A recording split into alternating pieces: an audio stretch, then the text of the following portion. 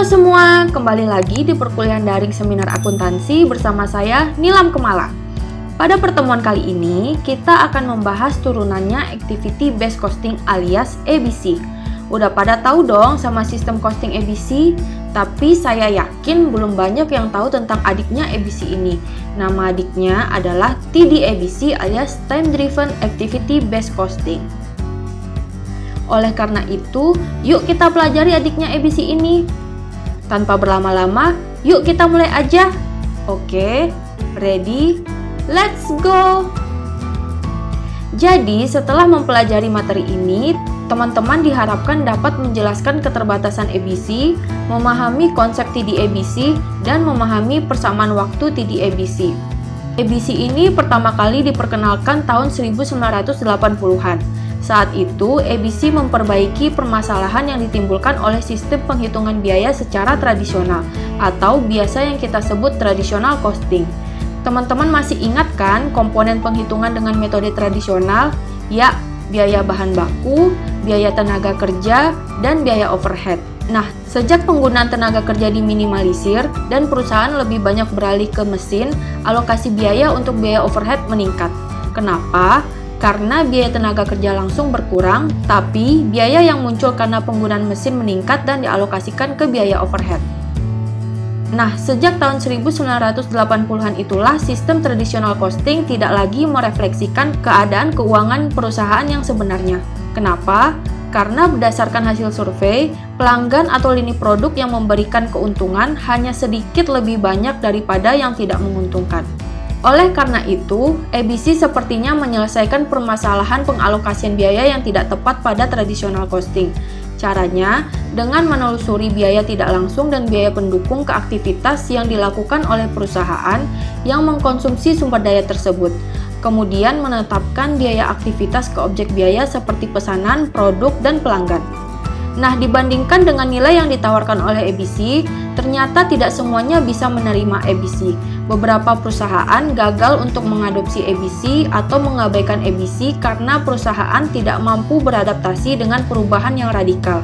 Adapun masalah yang muncul ketika menerapkan ABC antara lain, yang pertama, proses interview dan survei untuk pengalokasian biaya makan waktu dan mahal. Yang kedua, data untuk model ABC itu subjektif dan sulit untuk divalidasi. Yang ketiga, sulit untuk disimpan, diproses, dan dilaporkan. Yang keempat, kebanyakan model ABC tidak memberikan pandangan yang terintegrasi untuk profitabilitas perusahaan secara keseluruhan. Yang keempat, sulit diupdate. Yang keenam, secara teoritis, modelnya kurang tepat untuk kapasitas yang tidak digunakan. Oleh karena itu, ketika perusahaan akan beralih untuk menggunakan ABC, maka perusahaan tersebut harus memahami posisi perusahaannya dalam kesiapan sistem, perubahan, dan informasi biaya seperti yang disajikan pada contingency grid. Contingency grid digambarkan dengan sumbu X dan sumbu Y. Sumbu X menunjukkan kebutuhan dan kemampuan manajemen dalam bereaksi terhadap distorsi dalam penetapan harga produk, dan sumbu Y menunjukkan manfaat dari sistem penerapan ABC. Contingency grid ini terdiri dari 4 kuadran seperti yang teman-teman bisa lihat di layar. Kuadran pertama terletak di sumbu X positif dan sumbu Y positif. Artinya, akan lebih menguntungkan jika perusahaan menggunakan ABC dan pihak manajemennya pun mampu untuk menggunakan informasi biaya ABC untuk membuat keputusan. Kuadran kedua terletak di sumbu X positif dan sumbu Y negatif. Artinya, perusahaan tidak direkomendasikan untuk mengimplementasikan ABC karena kemampuan perusahaan untuk menggunakan informasi biaya masih kurang. Kuadran ketiga terletak di sumbu X dan Y negatif. Artinya, akan lebih menguntungkan jika perusahaan menggunakan traditional costing dan pihak manajemen pun belum mampu menggunakan informasi biaya yang diperoleh melalui ABC.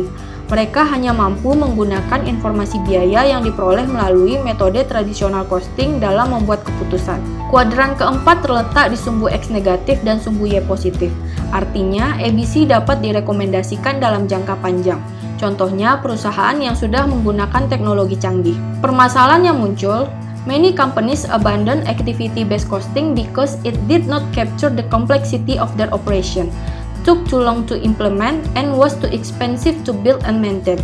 Here's a way around those problems. Time Driven Activity Based Costing. Nah, untungnya solusi dari permasalahan yang dialami saat mengimplementasikan ABC sudah ada, yaitu Time Driven Activity Based Costing.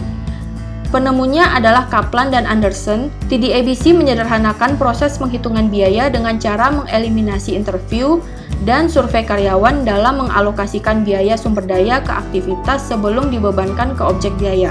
TDABC membebankan biaya sumber daya secara langsung ke objek biaya dengan dua pendekatan. Yang pertama, TDABC menghitung biaya kapasitas sumber daya yang tersedia. Yang kedua, TDABC menggunakan tarif biaya kapasitas untuk menggerakkan biaya sumber daya departemen dengan mengestimasikan waktu. Untuk pendekatan pertama, misalnya untuk departemen yang menangani pesanan pelanggan. Langkah pertama, TDABC mengkalkulasikan biaya untuk semua sumber daya karyawan, supervisi, okupansi, perlengkapan, dan teknologi yang disediakan untuk proses tersebut. Untuk pendekatan kedua, TDABC menyadari bahwa tidak semua objek biaya mengkonsumsi kapasitas sumber daya yang sama. Makanya, TDABC menggunakan waktu untuk membebankan biaya. Filosofinya adalah aktivitas akan mengkonsumsi biaya dan aktivitas tersebut juga mengkonsumsi waktu. Saya berikan ilustrasi ABC dulu ya.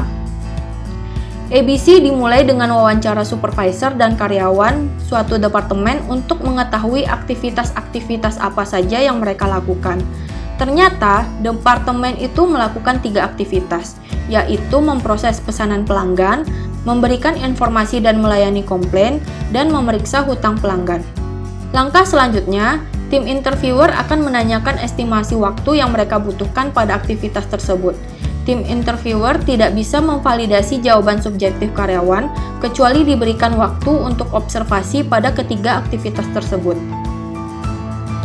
Nah, kita asumsikan bahwa waktu yang dibutuhkan untuk ketiga aktivitas tersebut adalah 70%, 10%, dan 20%. Tim tersebut akan membebankan total biaya departemen tersebut sebesar $567.000.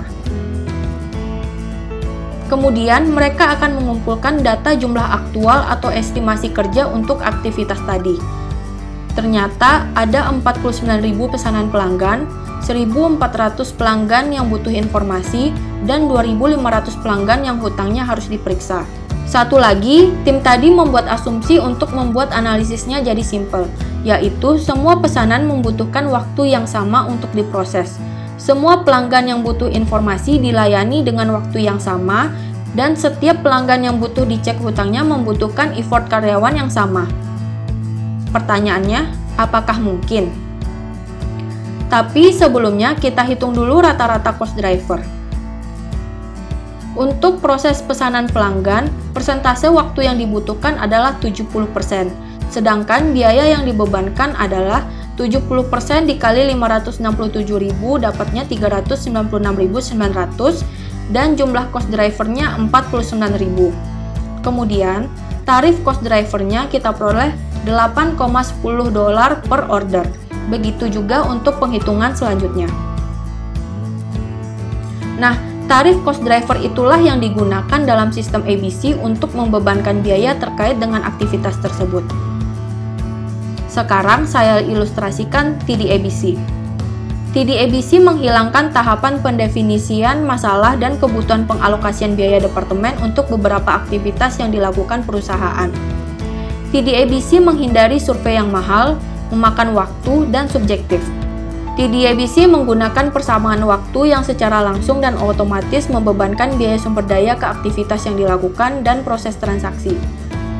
Nah, hanya 2 parameter yang perlu diestimasi, yaitu tarif biaya kapasitas untuk departemen dan penggunaan kapasitas setiap transaksi yang diproses oleh departemen tersebut. Kedua parameter tersebut dapat diestimasi secara mudah dan objektif.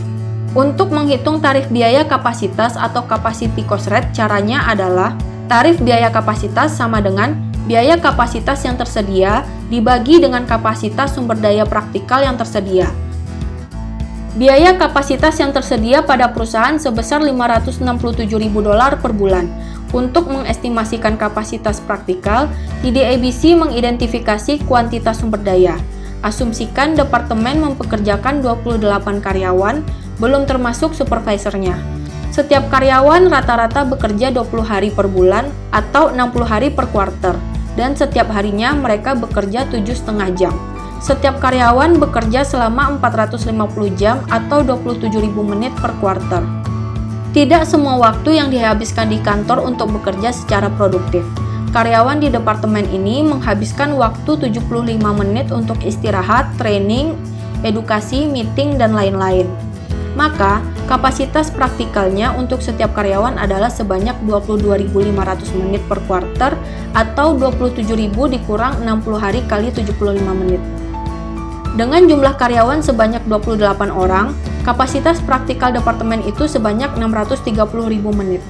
Tarif biaya per menit untuk kapasitas yang tersedia dapat dihitung dengan cara tarif biaya kapasitas sama dengan 567.000 dibagi 630.000 menit, sehingga tarif biaya kapasitasnya 0,90 per menit. Estimasi kapasitas praktikal yang dilakukan pada karyawan harus jelas dan tepat. Jangan lupa dihitung berapa waktu kerja per bulan, jumlah karyawan dan mesin yang bekerja, dan berapa jam atau menit per hari karyawan atau mesin itu bekerja secara aktual. Tentunya setelah dikurangi waktu istirahat, training, meeting, pemeliharaan, dan waktu downtime-nya. Jumlah tersebut tidak perlu diperhitungkan karena sedikit saja error yang terjadi akan menyebabkan kefatalan. Jumlah tersebut tidak perlu diperhitungkan karena sedikit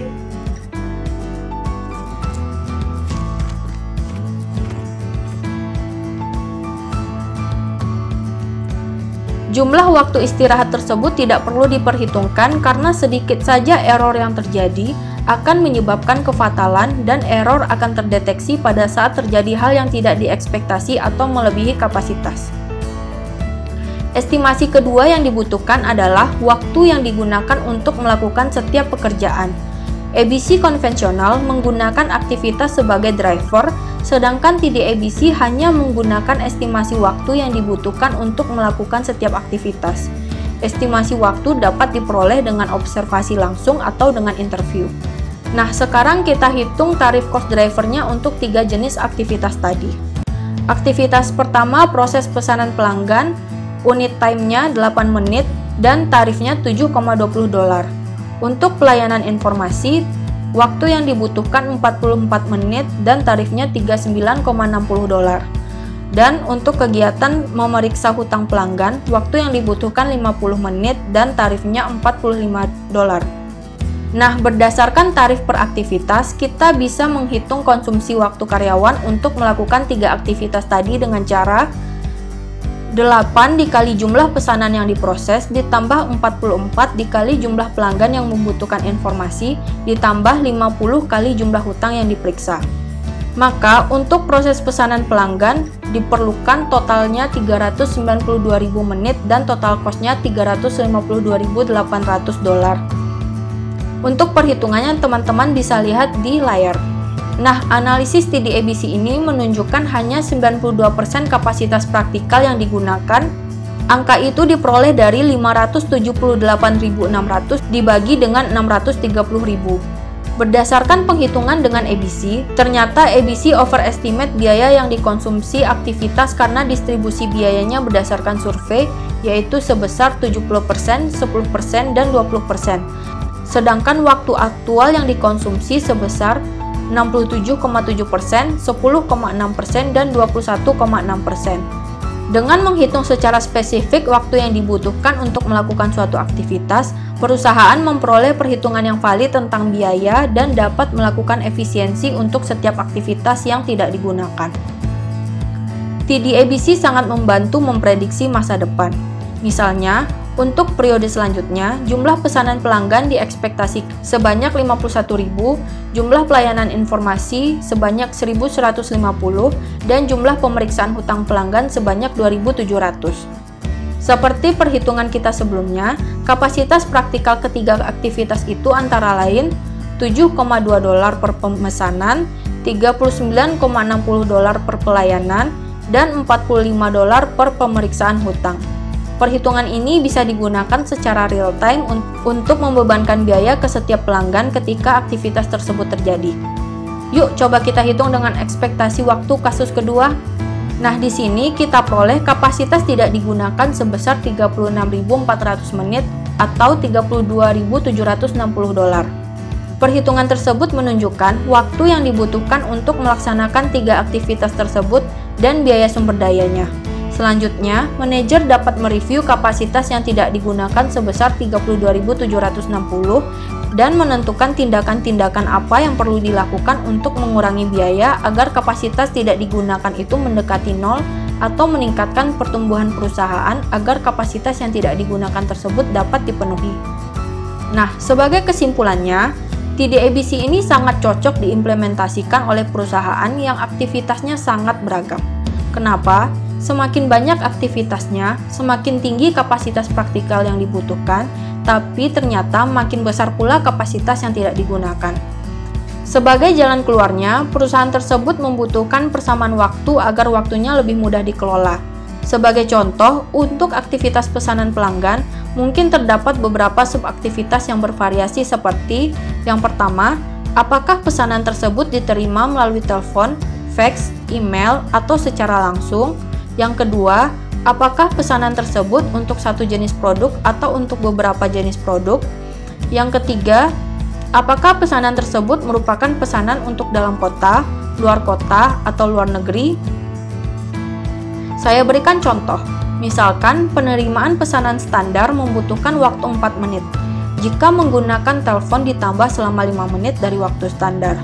3 menit kalau pakai fax, 3 menit kalau pakai email, 3 menit per setiap jenis produk, 5 menit kalau dalam kota, 8 menit keluar kota, dan 15 menit kalau keluar negeri. Maka persamaan waktunya menjadi 4 ditambah 5 kalau telepon, ditambah 3 kalau fax, ditambah 3 kalau email, ditambah 3 per jenis produk, ditambah 5 dalam kota, ditambah 8 kalau luar kota, dan ditambah 15 kalau luar negeri. Misalnya ada pemesanan barang melalui telepon untuk 2 jenis produk dan akan dikirim ke luar kota. Maka, waktu yang dibutuhkan untuk memproses pesanan tersebut agar sampai ke tangan pelanggan adalah 4 ditambah 5 ditambah 3 kali 2 ditambah 8 sama dengan 23 menit. Angka 23 itu akan dikalikan dengan tarif sumber daya yang dihitung berdasarkan kapasitas praktikal untuk menghitung berapa biaya penerimaan pesanan pelanggan tersebut. Intinya, TD-ABC ini merupakan penghitungan kos yang sangat menghargai waktu. Kaplan dan Anderson membuktikan bahwa waktu adalah uang. Beberapa hasil penelitian membuktikan bahwa banyak sekali kapasitas yang tidak digunakan muncul ketika TD-ABC ini diimplementasikan. Oke, sekian dulu perkuliahan kita kali ini. Jangan lupa like and subscribe. Bye!